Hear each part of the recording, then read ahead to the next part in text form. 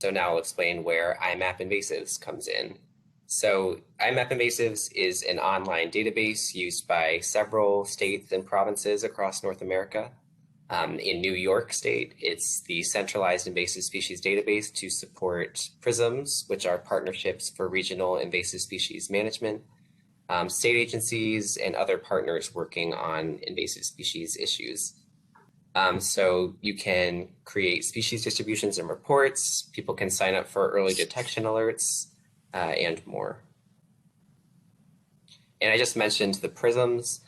So I really encourage anyone who is not connected with their PRISM yet, go to their website.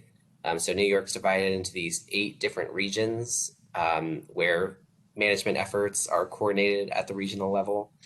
So I encourage you to figure out which PRISM you're in and then look them up. And they'll have a lot of great information on invasive species in your area, as well as efforts going on in your area.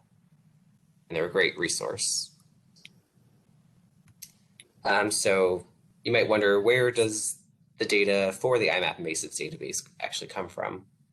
So from about 2010 to 2016, it was very important to gather up the data sets that have been collected for the past few decades. So getting all of that historical data into iMap, data from various organizations and agencies.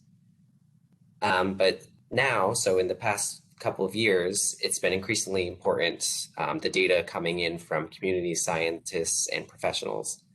So the pre-existing data sets, that was all very useful for getting an idea of where invasive species were distributed at the time the data was collected.